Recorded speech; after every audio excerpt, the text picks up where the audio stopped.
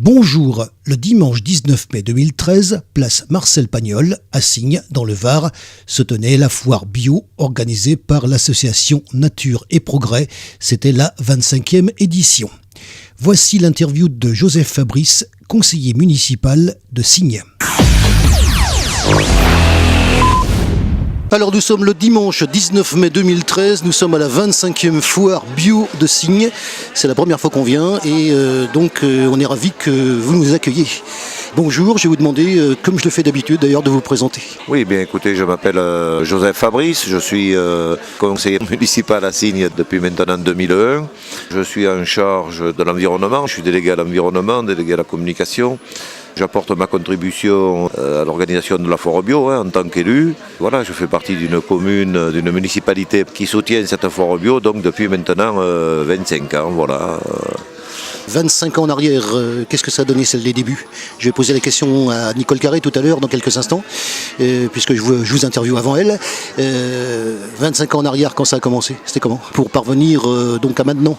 Écoutez, moi les débuts je ne les connais pas particulièrement puisqu'à ce moment-là je n'avais pas tellement de disponibilité, de temps disponible pour me passionner, pour m'intéresser à ce type d'activité. Je peux confirmer c'est que la foire bio c'est l'événement, c'est un des événements sur notre commune, un des événements importants dans l'année, un événement qui favorise le rassemblement, qui organise sur une journée autour de l'agriculture biologique, autour d'une certaine forme d'activité écologique, voilà. C'est un événement un petit peu, je dirais, incontournable. Je crois que c'est, à ma connaissance, c'est la foire bio la plus importante du département. Donc la municipalité, toujours sous Jean-Michel, puisque il y a 25 ans, Jean-Michel était déjà maire de Signes.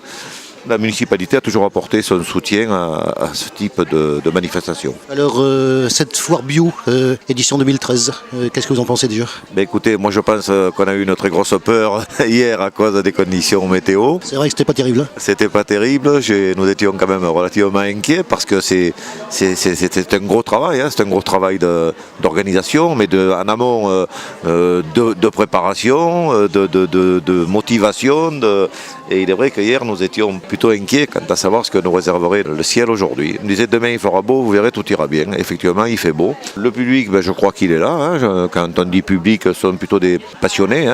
C'est un public mais ce sont des passionnés, des gens qui s'intéressent pas forcément, mais fortement au bio, à consommer bon, à consommer bien.